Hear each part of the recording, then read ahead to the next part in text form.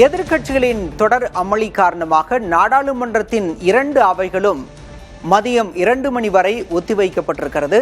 போராட்டத்தில் ஈடுபட்ட மாணவர்கள் மீது தடியடி நடத்தப்பட்டதை கண்டித்து எதிர்க்கட்சிகள் அமளியில் ஈடுபட்டன. இதன் காரணமாக தற்போது நாடாளுமன்றத்தின் மக்களவை மற்றும் மாநிலங்களவை ஆகியவை பிற்பகல் 2 மணி வரை ஒத்திவைக்கப்பட்டிருக்கிறது. அண்மை செய்தியாக பார்க்கிறோம். எதிர்க்கட்சி உறுப்பினர்களின் அமளி காரணமாக நாடாளுமன்ற 2 அவைகளும் மதியம் 2 மணி வரை ஒத்திவைக்கப்பட்டிருக்கிறது. ஏற்கனவே 5 நாள் நடவடிக்கைகள் பாதிக்கப்பட்டுள்ள நிலையில் தற்போது இன்றைய நாள் நடவடிக்கைகளும் பாதிக்கப்பட்டிருக்கிறது. அவை தொடங்கியது முதலே எதிர்க்கட்சிகள் கடும் அமளியில் ஈடுபட்டன.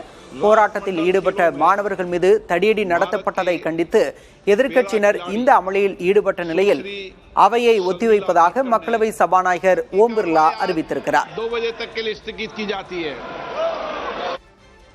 இதேபோல மாநிலங்களவையும் ஒத்திவைக்கப்பட்டிருக்கிறது. மதியம் 2 மணி வரை ஒத்திவைக்கப்படுவதாக மாநிலங்களவை தலைவர் சி.பி. ராதாகிருஷ்ணன் அறிவித்திருக்கிறார். चलिए सदन की कार्रवाई आज 2 बजे तक के लिए स्थगित की जाती है।